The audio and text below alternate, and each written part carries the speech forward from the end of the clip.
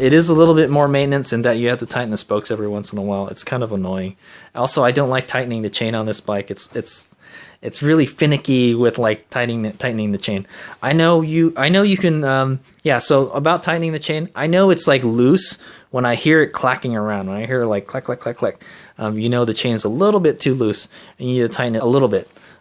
And then sometimes you have to really play with the adjustment. Like if you feel that you're getting close to it being like tight, you just want to tighten it just a little bit and then retorque everything and then check it again.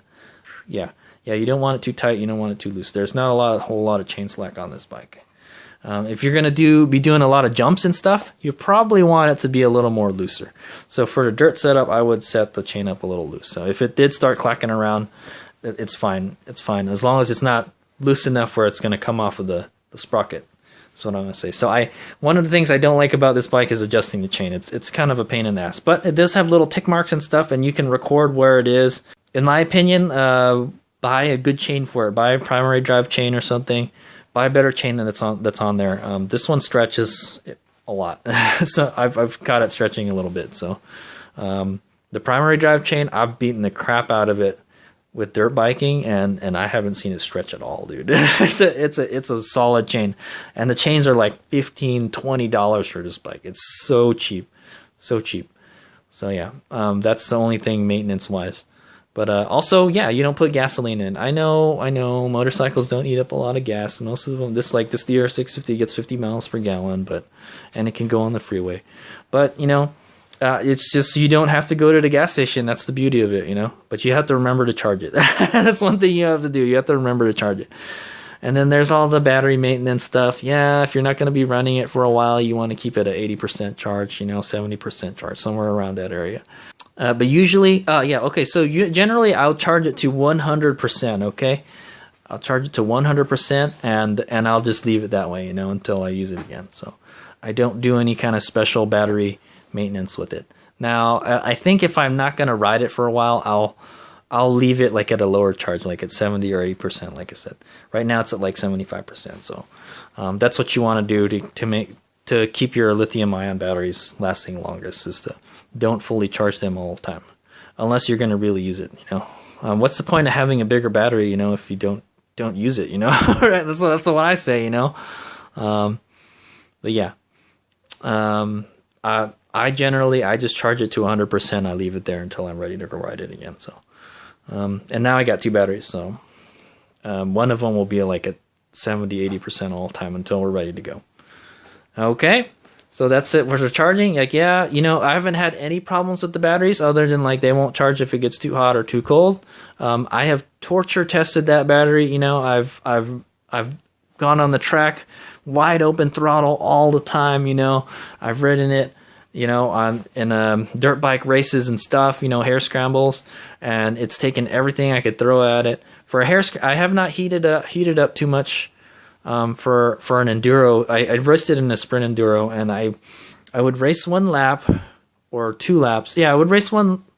Yeah, I would do one lap, come back, and then I would charge it on the charger, and then while it's charging, and then we would go back out for the next lap after the break was over. So that actually worked pretty good. But now we have two batteries, we don't have to do that so much. So we can keep one on the charger and then one fresh on the bike, and then just swap them out, But this one is going to be the one with the most power. So yeah. So that's what the plan Sadie's Omega has for this bike. I don't want to do any more mods to it. I feel like I spent way too much money on it, and that battery alone cost $1,700. Okay.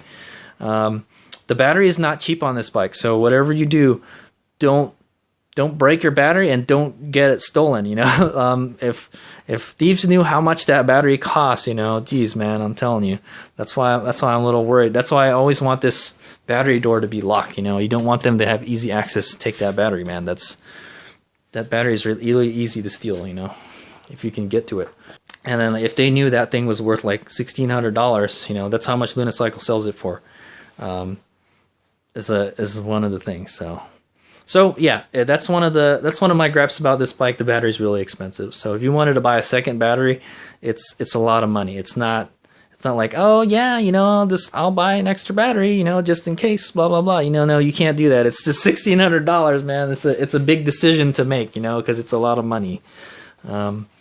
It's a very expensive gas tank is what I'm gonna call it. So yeah, that's one of the drawbacks. It's the second battery is not cheap. So, but yeah, I think you don't need a second battery unless you're gonna do what Hades Omega does. If you're either gonna race or you're gonna go, you like to go out. You like to go out camping and you want to have an extra battery, so you can ride longer during the day. But obviously you have to go back to base and then get the other battery. That or carry one of these 25-pound batteries on your back, and I don't think you want to do that. I haven't tried it yet. I might try it sometime. So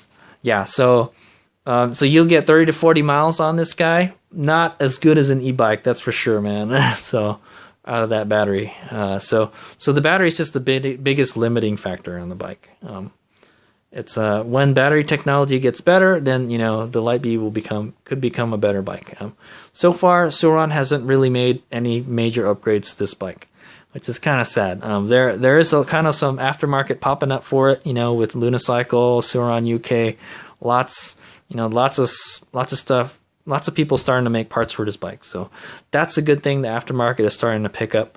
I wish Sur-Ron would make more upgrades for the bike. They know that people want to ride it fast. So they need to make some go fast parts, but they don't. The only upgrade that they made is the DX controller. And that's just a slight upgrade over the MX controller, in my opinion. They need to have something like BAC controller or something, some kind of Bluetooth system. And I think the L1E version of the Litebee, the street legal one that they sell in Europe, does have a Bluetooth interface. I think, but this one doesn't. So, but you know what? I like this. It's simple. The street legal one is, it's got like turn signals sticking out of it and stuff. It's just more stuff to break, in my opinion. So, all right. So that's Hades Omega's little. That's Hades Omega's long story on the Sur-Ron Litebee after his 1 year of ownership. I hope you guys enjoyed that long video. That's just kind of my thoughts on it. I would like a more powerful bike, but we'll see. We'll see how the bike is when I get this battery installed. I haven't got it. I haven't got it to work yet, so it just kind of just sits there, But I'm looking at getting maybe a Stormbee. And there's a cheaper cake caulk bike coming out this year also, so it's either one of those two. I'm telling you, I don't think this bike is fast enough to win races, but I think it'll be fun to race it. So, but we'll see that. We'll see later in the year. Once all this coronavirus thing ends, and racing season starts up, we're gonna go racing with this guy. I got the 2 batteries, and we're gonna go racing. Hades Omega is gonna do some electron racing. I wouldn't do it if it was easy, is all I'm gonna say, right? It's gonna be tough, but yeah, look forward to more adventures with Hades Omega and his Sur-Ron Litebee. All right, thanks for watching, Hades Omega. Also, so Hades Omega, here's a question: if you were gonna, what other upgrades were you gonna do on the bike after its current state? If there are going to be any other upgrades. So like I said, I'm pretty happy with the way the bike is. I don't really want to sink any more money into this bike. The only other upgrade I probably might do is upgrade that fork. I wish I could ride a Litebee with like a Fox fork on it. That's when I'm looking at a Fox 40 shock, Fox 40 fork. If anybody has a Sur-Ron Litebee with the Fox 40 or a Fox fork on it, let me know. And, you can ride we can do a bike swap, and I want to try out, the Fox 40 shock. Fox 40 forks. I want to see if it's worth the money, because it's very expensive upgrade also. I'm pretty happy with the suspension, but just like I said, if you push it really hard, that's when you start to notice, hey, the bike can't handle this. It bottoms out and stuff. Maybe I need to stiffen up the spring or something, a little bit. But that's probably what it is. It needs probably a stiffer spring. But riding a mini bike in rough terrain is like a double-edged sword, is what Hazy Omega is going to say. It's lighter, it's easier to handle, but at the same time, it doesn't go over rough terrain as well as a bigger bike, okay? So that's why you'd want a bigger bike. Hades Omega is starting to learn that now after hare scramble races, Riding the little bike is not a good thing at some times. That's what I'm going to say, all right? Hades Omega can do things on this bike that he can't do on bigger dirt bikes, like pivot turns and stuff. So, or just pop up over stuff. It's so easy to do that kind of stuff on this bike, and that's why I love it, It's almost a trials bike, almost, so that's what I'm going to say. You can do trial like stuff on the bike because it's so light. Like I think I saw Instagram posts from Soran of the dude, he bunny hopped a Soran. That is nuts, right? I haven't tried it yet. Maybe I'll go try to do a bunny hop on it, but I think that would be kind of hard, But I would think you'd have to compress the shocks and then let it bounce up, and then pull it up with your legs. That's really hard to do. It's 125 pounds. It's light, but it's not that light. Some people are saying it's hard to wheelie. I've seen a dude wheelie these before. I suck at wheelies, so I don't even try. So I can get the front up over stuff. That's about it. I can pop the bike up over stuff. Like it goes up over logs, no problem. I can get it up over logs. I can get it upstairs, no problem. It'll just go straight upstairs. It is that easy to ride this bike. It inspires confidence. All right, that's a little extra there. One thing I'd like to point out is on my dirt wheels, I have a rim lock installed right here. I highly suggest that if you ride your Light B in a really if you do a lot of off-road riding or kind of like enduro type stuff, have a rim lock on here because you'll rip that valve stem right off. Okay, that's what Hades Omega suggests. I have never ripped the valve stem off of the Light B yet because I have rim lock. Okay, so I would install a rim lock if you're going to do some serious off-road riding with the bike. But I haven't ripped it out at all, but I would imagine it would not be fun to have to fix a flat on the trail because you ripped the valve stem. Also, if you rip the valve stem, you can't fix it. You can't patch that, so you need to have another tube with you. So that's what I'm going to say. So you'll be fixing your bike on the side of the trail if you rip the valve stem off. That's a little insurance that doesn't happen, okay? So that's one thing Hades Omega wanted to point out.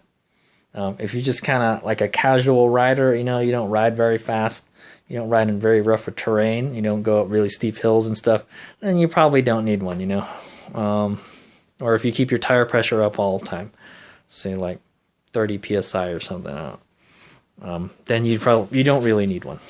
But if you're gonna run I would suggest running 15 psi.